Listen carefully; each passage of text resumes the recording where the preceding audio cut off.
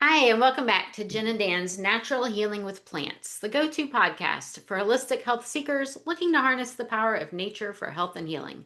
I'm Jen. I'm a passionate health educator, whole food, plant-based culinary coach, and master herbalist. And I'm here with Dan, an exercise specialist and a wonderful master herbalist. Together, we dive into the world of natural healing, bringing you a wealth of knowledge and practical advice. We draw from both traditional wisdom and modern science with herbs and foods to help you achieve optimal health. So, today we're discussing something that we see quite often in our clients, especially women, and that is stress and undereating and eating at the wrong time. So, we want to discuss how chronic stress, skipping meals, especially breakfast, can affect our metabolism, our hormones, our muscles, and even our heart. So, for some people, intermittent fasting can be a good thing and help, but sometimes it can backfire as well. So, where should we begin? Well, we should begin with skeletal muscle because if I have a client that's trying to lose weight, I try to explain to him you don't want to lose your muscle, okay? You want to try to maintain as much muscle mass as possible because we already have a problem. After we reach 35 and older, we start to lose muscle naturally. So when people go on crash diets, start skipping meals, the study shows and common sense shows that not only you'll lose some body fat, but you also lose muscle mass. And when you start doing that, you're not going to be happy with the way you look anyway, and it's not healthy because muscle mass is it's a huge deal, and science is catching up now, showing that muscle mass is you have to keep it for better longevity, you know? And I train elderly clients, and the smart ones know this, and that's why they come to me. So, Yeah, and what are they saying now, Jennifer? Intermittent fasting, right? everywhere. Everywhere. Time restricted eating, not eating too late, which I can agree with, and then Yeah, oh waiting yeah, as long as you can in the morning to eat. yeah, Yeah, yeah. what are your thoughts about that? Well,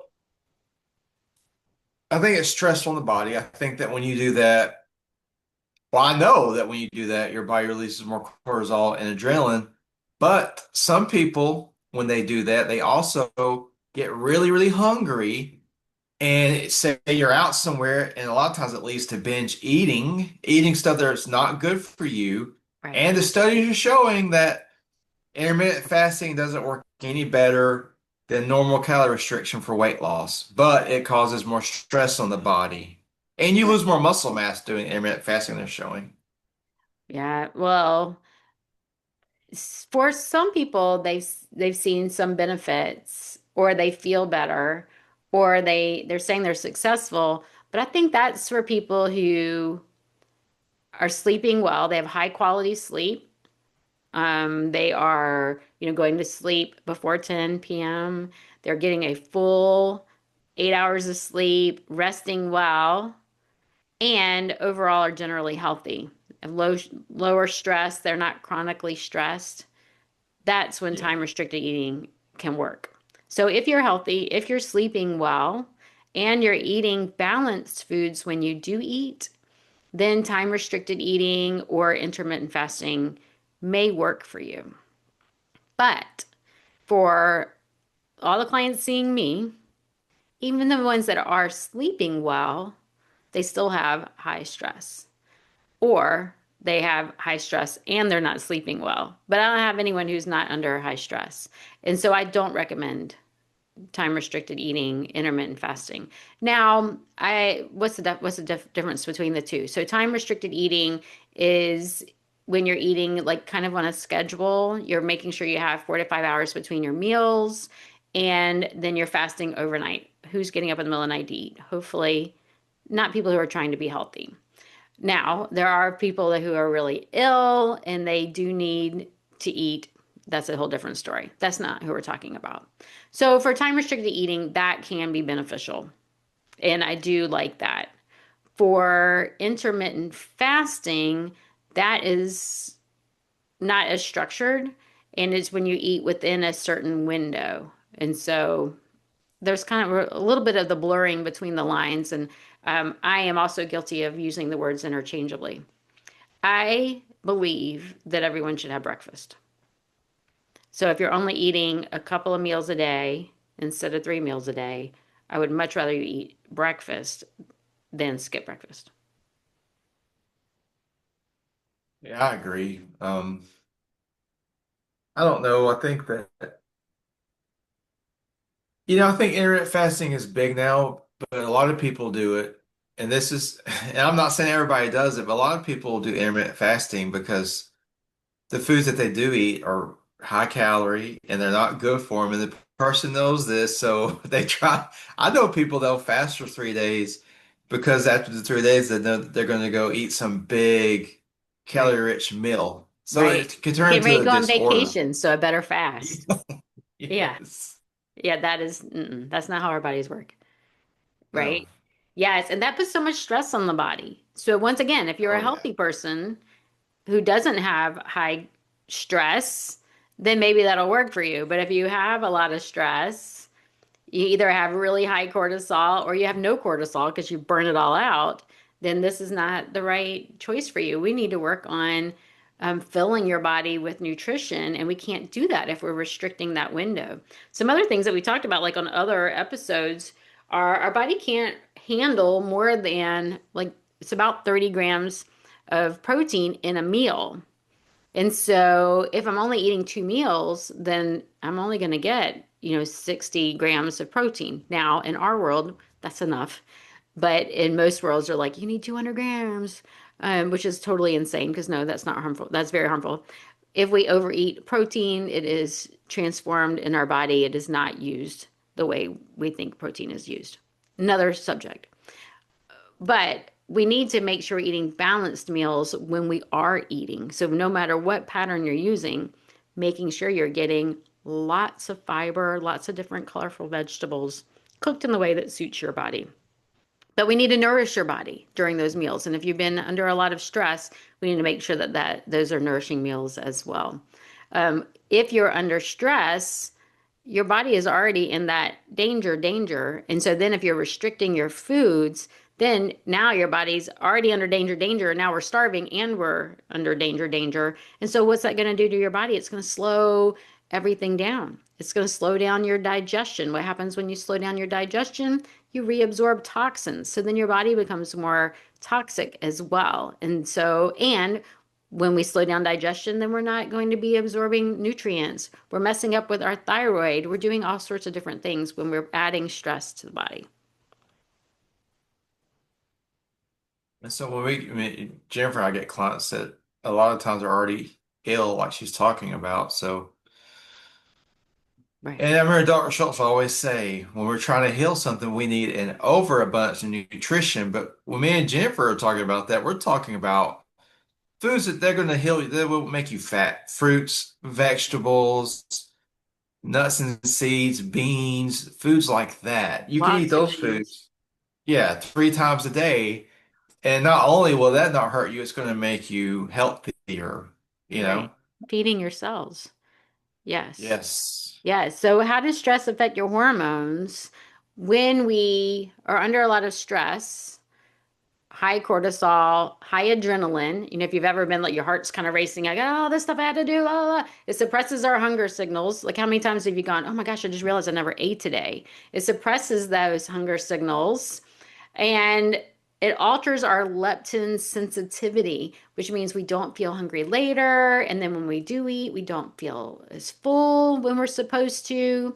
We have a lower appetite during the day, and then we skip more meals. We kind of get that wired and tired. A lot of people turn to caffeine. I need that 3 p.m. coffee. And our body is also in a like fasting, famine state, which makes our cortisol go even higher. And then that increases our blood pressure, that increases our blood sugar, and it increases our heart rate variability, which we've talked about on other episodes. But it's totally going to be affecting our heart. And so I want us to talk a little bit before we got on. The reason why we started talking about this is we were like, what should we talk about today? And Dan mentioned breakfast, skipping breakfast, and how that affects our heart. Yes, interesting studies that have come out over the years about this, showing that people who skip breakfast on a regular basis are more likely to die of cardiovascular disease. And so they've theorized, some of the people it's because they get really hungry, like I was talking about, they eat bad food. But some people, just in general, they're showing that just skipping breakfast is because it's stressful, like you were just talking about. We already have higher cortisol in the morning. Right?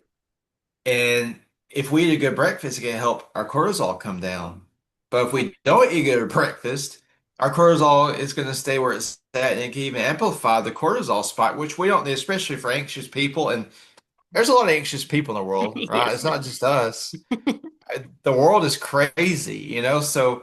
breakfast actually make you feel better. You can start your day out, it make you feel a little more relaxed. But I saw a study recently showing an 87% increased risk of cardiovascular disease if you skip breakfast on a regular basis. 87%. That's crazy. That's And I crazy. don't know what these people are eating after that, but I Hmm. think you have to stop and look at that because, Yeah. I mean, these hormones affect, like we're talking about cortisol and adrenaline.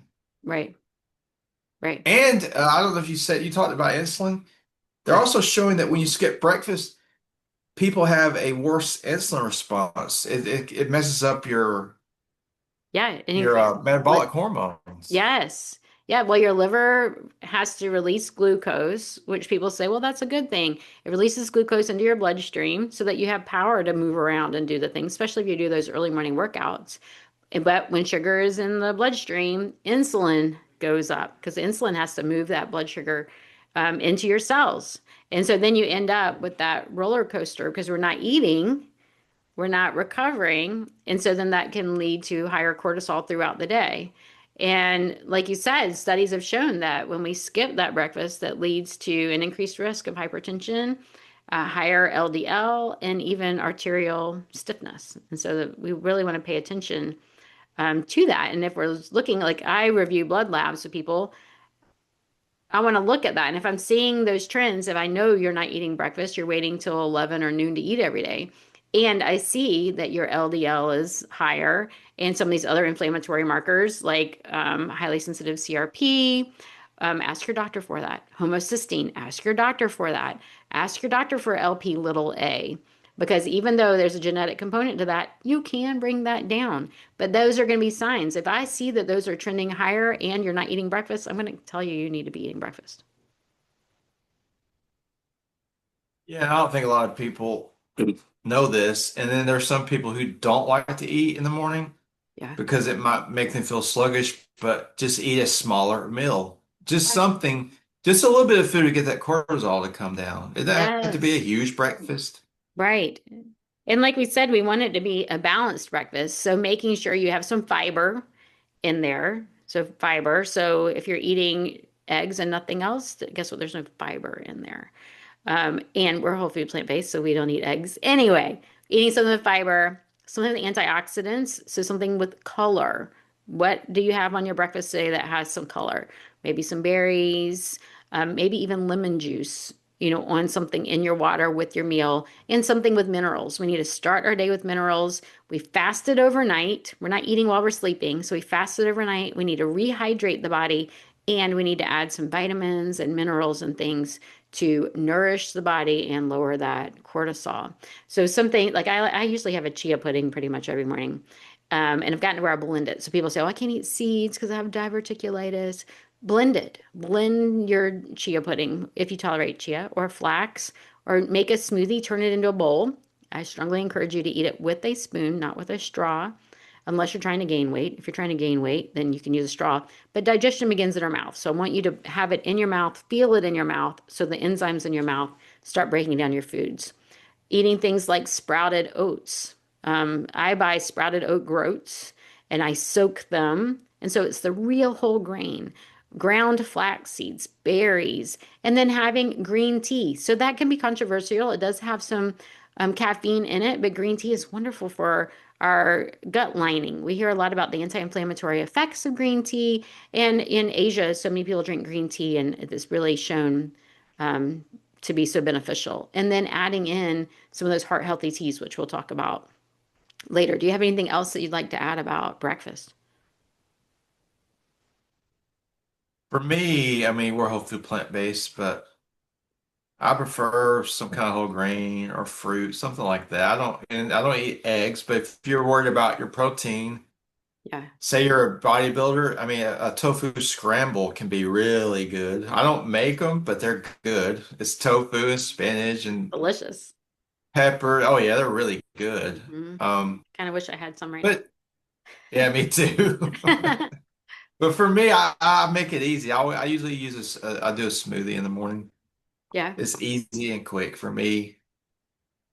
yeah, Just get something in, just get something in to get that cortisol down, especially if you're stressed out. I don't know anybody who's not stressed out. My clients, they're all stressed out. right, right. I'm stressed out. Yes, yes. So, So, another thing I wanted to talk about was comparing intermittent fasting and calorie restriction, which you already mentioned before. Um, so they can be one and the same. Like you said, some people, when they do intermittent fasting, they end up binging later. I am one of those people who would do that, definitely. It's kind of like when you tell someone, you can't have brownies. You can't have any of the brownies. We have brownies in the house, but you can't have any brownies. And so you go without eating the brownies, and then all of a sudden you see the brownies, and so you eat all the brownies. It's intermittent fasting, even when you're hungry, feel the hunger, work through it.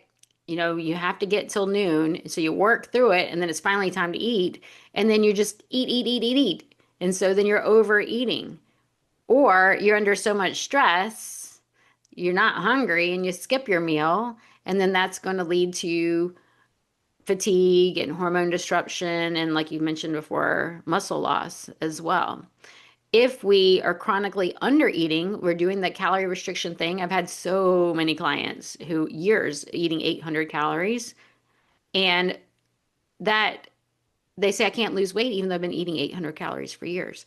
Well, when you undereat like that, your body's not going to get the nutrients it needs. There's a reason why you need to eat 12, 1300 calories plus, depending on your size. We need calories just for brain function. So if you are only eating 800 calories, have you noticed you have some brain fog?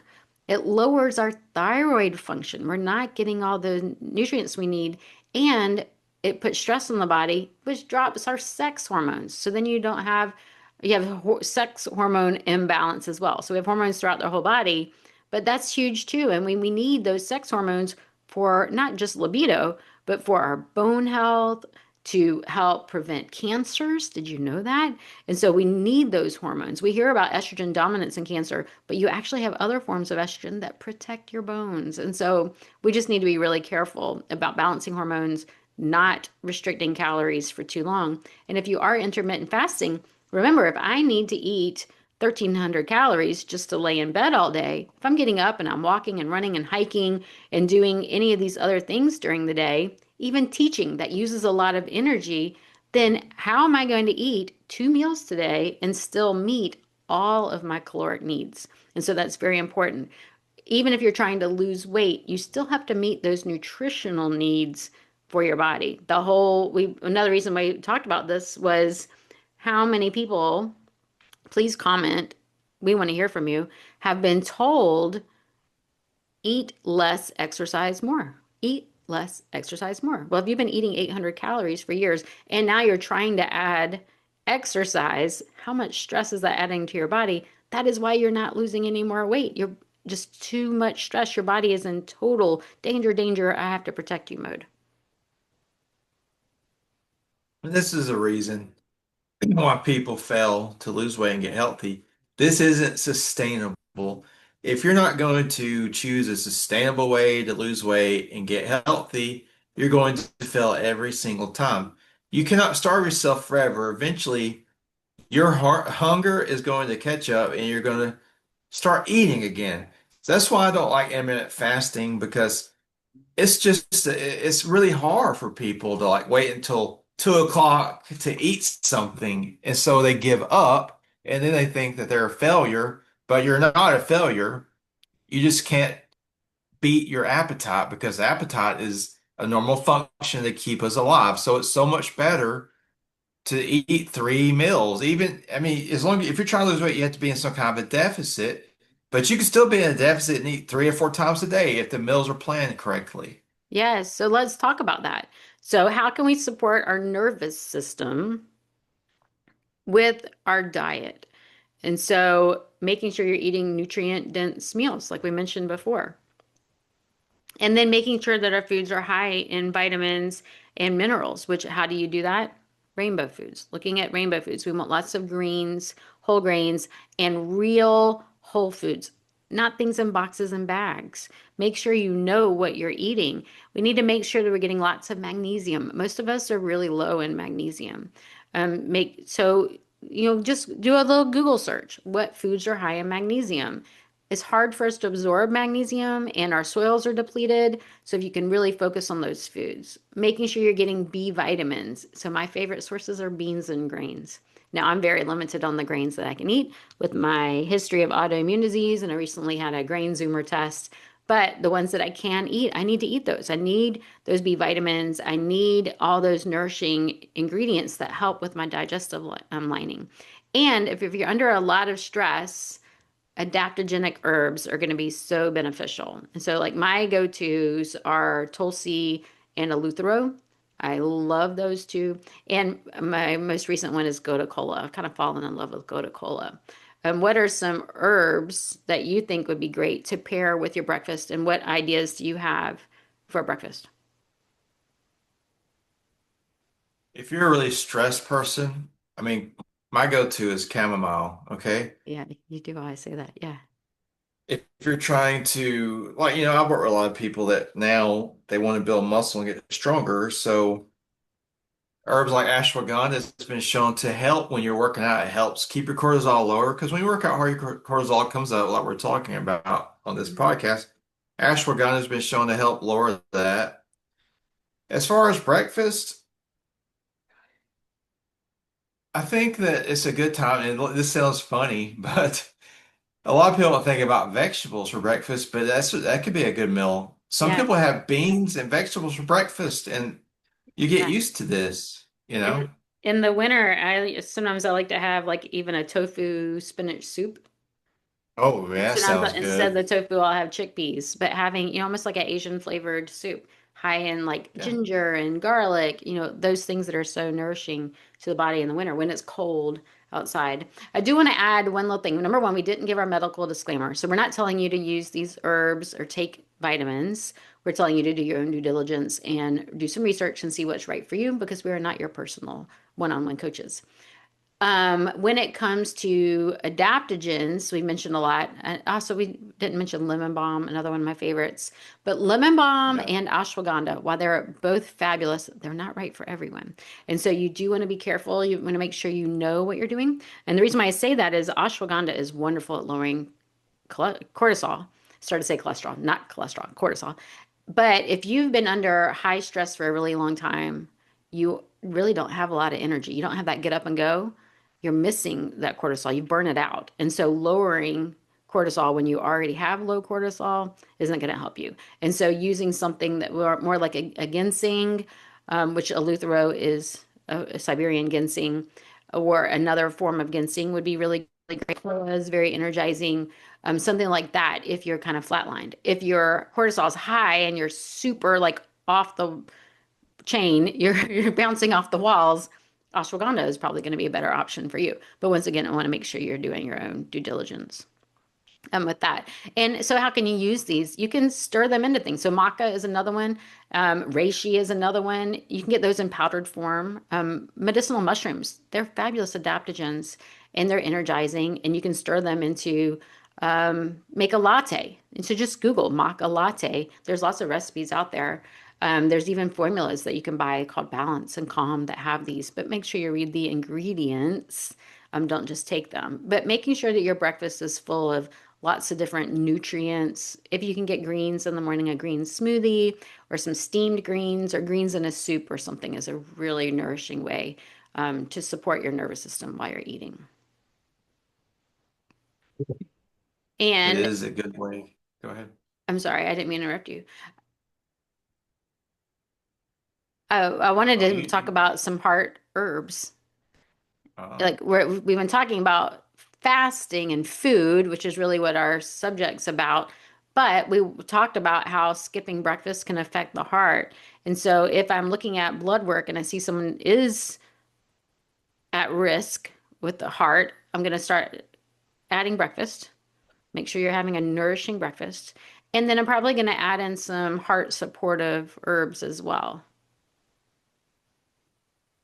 well, one of my favorites. It's going to be cayenne pepper. Yes.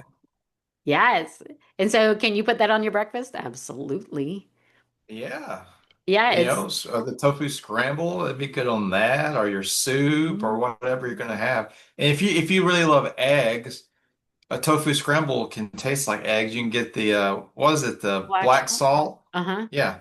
Yeah, well, it tastes a lot like it. And then even so I'll make like a chocolate mousse chia pudding. Like an avocado chia pudding that I blend. So it's nice and creamy, Yeah. like a chocolate pudding. So I'm eating chocolate pudding for breakfast, put on frozen berries and cherries, but then I sprinkle cayenne on top, like a Mexican hot chocolate, little cayenne, little Wow. cinnamon. And so then it's good for your heart, it's good for your blood sugar. And I use wild blueberries as my sweetener. So I'll blend in wild blueberries in that chocolate mousse. So I'm not adding any sugar or anything. It's just the blueberries. So then blueberries, high antioxidants, and so then you have lots of nutrition and it's heart healthy too. That's an amazing breakfast. I mean, anybody could eat that and become healthier. That's gonna make that's health food and it tastes good. Yeah, A start my lot day of with people kale. they get afraid. It's not gonna taste good. It tastes good. Yeah, it's I'm not delicious. lying. Yes. So I always think about hawthorn, but for hawthorn, I've always just taken it in a tincture or a syrup. I mean, I don't. It's hard to get your hands on hawthorn berries in this. I mean, you can get dried ones and make tea. We use the You dried do, ones. Yeah. yeah, you make tea a lot with it. Yeah. We So that's make, one way you could get it in. Just make it hawthorn berry tea. yeah, I love that. And hibiscus. Yes. Yeah. And so I usually will combine hawthorn, hibiscus, and motherwort. So motherwort can be very supportive, especially for women, especially postmenopausal. It's also great for like AFib, things like that. So medical disclaimer still. But these are also high in minerals as well. So these are herbs that we are talking about using them for the heart. We don't like to think of them as like pharmaceuticals. We need to take this for a heart condition. We're taking it to provide all the nutrients and vitamins and minerals and phytonutrients that maybe we don't even know about that are nourishing to the heart to help to restore balance, ease inflammation, and nourish the body as well. Yeah, because you were talking about earlier how our soil is depleted. So that's where the herbs come in, especially you get the herbs wild crafted or organic. Yes. They have a lot of minerals that you may not have in your fruits and vegetables anymore, especially things like nettles and alfalfa. They have so many minerals. Yes. Super high. Yes. So before we wrap up, I want to talk a little bit more since we are talking about skipping meals and calorie restriction and things like that. So a lot of people feel really good when they do that. Like high achievers, perfectionists, they can equate being able to skip these meals with willpower. And it's kind of like when you push through. I'm one of those that's very guilty. Push through that really affects the nervous system. That throws your nervous system out of balance. And so you say it's willpower, but you really need to learn to listen to your body. What is my body saying? What is my body asking for? If I'm not feeling good all day long, if I'm not feeling balanced all day long, something needs to be changed. And so maybe your food's fine, but something else needs to change. But we shouldn't have these drive, all day long, or drive, and then slug, I can't do anything. We need to have an even keel all day, nice and balanced. I'm working on this, and now I'm taking some downtime. I'm doing some of this. and being nice and calm. So learning to listen to the body, and not thinking about restriction. I can't have, I can't do. That's so negative. I'm restoring, I'm nourishing, I'm feeding, I'm healing. We want to make sure we're using those kinds of words, especially with our self-talk.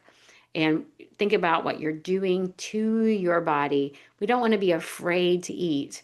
We want to be able to listen to our body, listen to what it's asking for, and feeding the body what it really needs. I'm glad you brought that up. I have clients that are afraid to eat. And Right. eating healthy food is a form of self-love. And when you start to eat healthy foods and love yourself, do you know what that does to your internal health? It makes it a lot better. And see, people don't realize that if you're having a hard time losing weight, you're probably not healthy. You're probably low in minerals and vitamins. And if you are, your body won't release the weight. So it's better. This isn't a battle. This is a lifestyle change. It's not just this, I need to lose 30 pounds, so I'm going to fast for a month. You need to adopt a lifestyle that you can do for the rest of your life. That way, when you lose weight, you won't gain it back. Right. Right. Build it into your regular routine. Thank you. Well, if you enjoyed this episode, please let us know. If you don't agree, we want to know that too. We know we have a lot of people out there that are totally into intermittent fasting, and we want to know, what are your thoughts? What did you agree with? What did you not agree with? Let us know what else you'd like us to share on the next episode. So thank you for tuning in. Subscribe to our channel, share it with those you love who you think would like to learn more about this subject, and we'll see you soon.